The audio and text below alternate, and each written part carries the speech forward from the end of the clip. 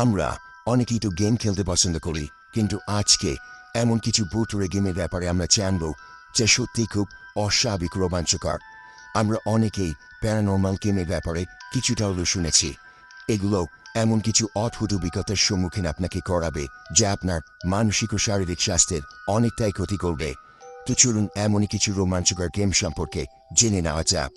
ভিডিওটি শুরু করার আগে আপনাদের আবারও সতর্ক করে দেওয়া হচ্ছে যে এই সমস্ত গেম আপনার মানসিক ও শারীরিক স্বাস্থ্যে অনেকটাই ক্ষতি করতে পারে, তাই আপনি অবশ্যই গেমগুলি খেলা থেকে বিরত থাকবেন। গেমটির বাস্তবতা আমরা কখনো যাচাই করে দেখিনি, কিন্তু ইন্টারনেট থেকে যতটুকু তথ্য জানা গেছে বিশ্বের প্রচুর দেশে এই গেমগুলি খেলে প্রচুর মানুষ মানসিক রোগের সম্মুখীন হয়েছেন। তো এবার চলুন জেনে নেওয়া যাক 5টি অদ্ভুত গেমের ব্যাপারে। Number 1, the midnight game.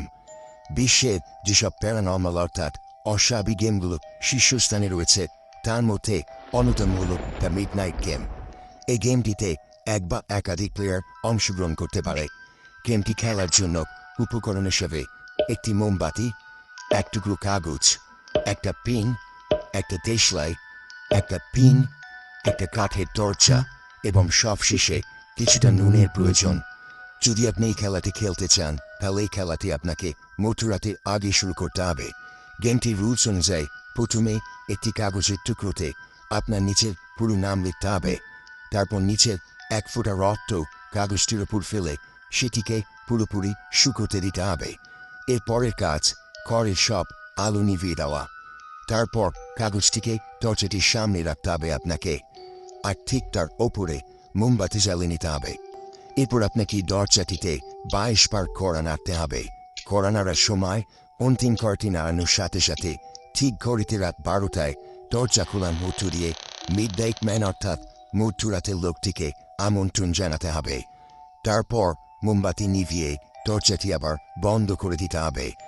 এরপর আবার মোমবাতি জ্বালিয়ে রাত 3:33 অবধি সারা বাড়ি আপনাকে ঘোরাফেরা করতে হবে, কারণ মধ্যরাতের লোকটি আপনাকে অনুসরণ করতে থাকবে, কিন্তু আপনি চাইলে তাকে স্পর্শ করতে পারবেন না। যদি মোমবাতিটি নিভে যায় তাহলে লোকটি আপনার কাছে চলে আসবে। আপনাকে 10 সেকেন্ডের মধ্যে মোমবাতিটিকে জ্বালাতে হবে।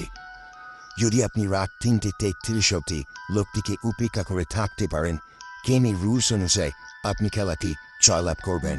কিন্তু এই খেলাটি কখনোই চেষ্টাও করা উচিত নয়, কারণ যারা এটি খেলেছে তাদের মধ্যে কারো কারো মারাত্মক মানসিক ক্ষতি হয়ে গেছে। Number 2, the bathtub game. এই গেমটি মূলত জাপান থেকে এসেছে। এই গেমটি আপনি একাই খেলতে পারবেন। খেলাটিতে যেসব উপকরণ দরকার হয় সেগুলি হলো বাথটব সহ একটি বাথরুম, জল এবং শ্যাম্পু। তো গেমটির রুল জেনে নেওয়া যাক। প্রথমে আপনাকে আলো নেভানো অবস্থায় জল ভর্তি করা বাথটবের মধ্যে সম্পূর্ণ অনাবৃত অবস্থায় ট্যাপের মুখোমুখি অবস্থান করতে হবে। এরপর চোখ বন্ধ করে শ্যাম্পু দিয়ে চুল ধোয়া শুরু করতে হবে। ক্রমাগত ডারুমা সেন ফিলোডাউন এই কথাটি বারবার বলে যেতে হবে। আপনি যদি সঠিকভাবে বলতে পারেন তাহলে আপনি একটি জাপানি মহিলার ছায়া নিজের চোখে দেখতে পাবেন। আপনার মাথাটি ট্যাপের ঠিক ওপরে থাকবে, কিন্তু আপনি ভুলেও চুল ধোয়া বন্ধ করবেন না।